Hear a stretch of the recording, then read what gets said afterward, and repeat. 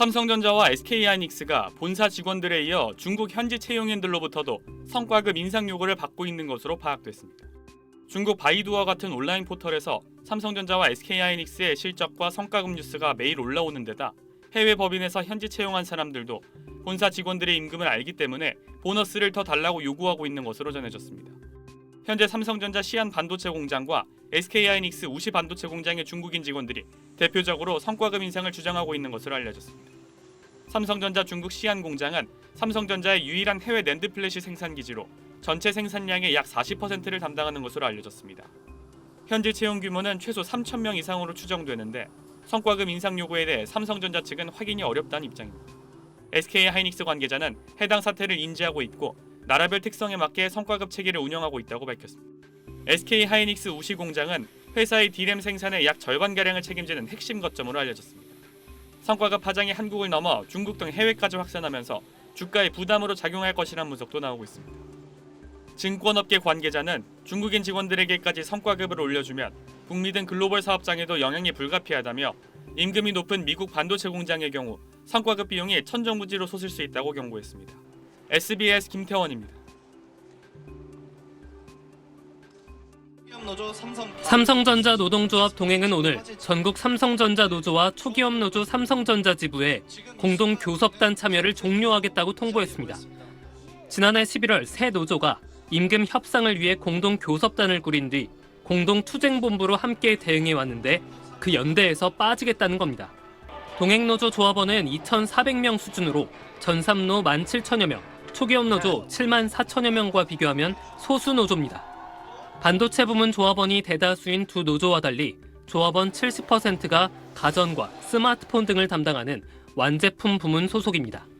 동행노조는 특정 분야가 아닌 전체 조합원 권익을 위한 안건 발의와 요청에도 다른 노조들의 응답이 없었다며 공동대응 철회 이유를 밝혔습니다. 성과급에 대해서 너무 이제 매몰되어 있다 보니까 공통복지 부분이나 이런 것들이 조금 많이 이제 뒤떨어져 있고 내팽개쳐져 있지 않나. 또 어용노조라는 비하까지 들었다며 상호 신뢰가 무너졌다고 밝혔습니다. 동행노조는 회사 측에 개별 교섭을 요청하고 1인 시위 등 별도 대응을 이어가는 한편 21일로 예정된 파업은 조합원들이 자율적으로 참여하도록 할 방침입니다. 초기업 노조에서도 완제품 부문 조합원들의 탈퇴가 이어지는 가운데 동행노조의 이탈로 노조 간 갈등은 더욱 심화할 전망입니다.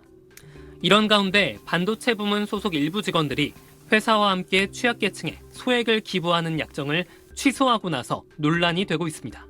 이들은 기부금이 회사의 생색용으로 사용되고 있다, 차라리 조합비로 내겠다며 취소 사유를 밝힌 것으로 전해졌습니다. 한편 나흘째 파업 중인 삼성바이오로직스 노조는 오늘 사측과 협의를 이어갔지만 의견 차이를 좁히지 못했습니다. SBS 최승훈입니다. 삼성바이오로직스 노동조합 집행부가 인천 중부지방고용노동청으로 들어갑니다. 전면 파업에 돌입하기 전 고용노동청 중재로 노사 간 대화를 하기 위해서입니다. 성과는 없었습니다.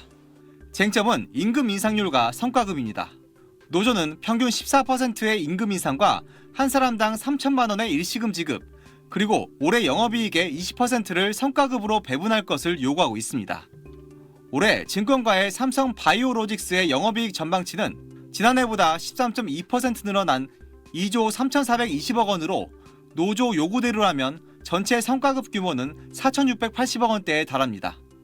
반면 사측은 임금은 6.2% 인상하고 영업이익의 10% 규모에서 성과급을 지급하겠다는 입장입니다.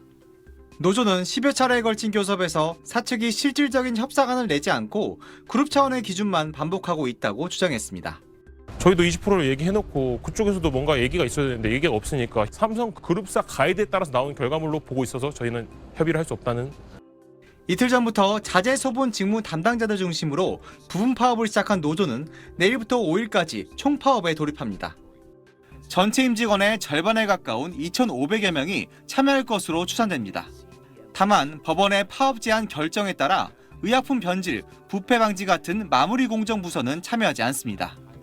업계에선 이미 1,380억 원의 손해가 났고 전면 파업이 진행되면 피해액이 6,400억 원에 이를 거란 우려가 나옵니다.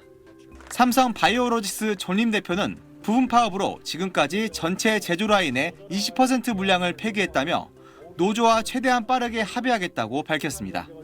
SBS 홍현재입니다.